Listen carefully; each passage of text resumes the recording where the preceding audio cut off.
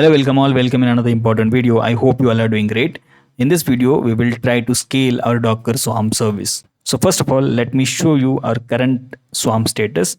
So if I use Docker service ls, so these are the services running in our Docker Swarm, and each of the service is created one container. Okay, you can see that in visualizer as well. So we have three nodes in our Docker Swarm. One is our manager node, one is our worker node, and another one is also worker node. What I'll do here is I will try to scale this particular service. Okay, so by scaling I mean I will create multiple replicas of this particular service. Okay, and this is typical situation in real life scenario as well, where you will have to scale your application if number of user increase. Okay, and also you will have to scale down your application if number of user are less. Okay, so this is a resources management technique. So now imagine currently our application is running, and now we saw like number of user increased, and instead of one replicas, now I'm gonna need 4 more replicas.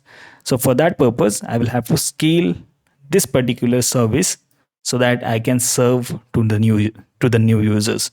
So for that purpose, we will have one simple Docker command, which is nothing but Docker service. We have simple command Docker service scale, and we'll have to pass this scale ID. Just select this, press Control Insert, and press Shift Insert to paste it. Okay, so this is our service ID, and is equal to, we'll have to pass how many replicas we want to create. So let's say I want to create 3 more replicas. So let's quickly hit enter. Now it is started preparing our replicas. Let's wait until this complete. All right, so as you can see, now all of these 3 replicas now ready, and if I use Docker service ls command, you can see now we have 3 replicas here.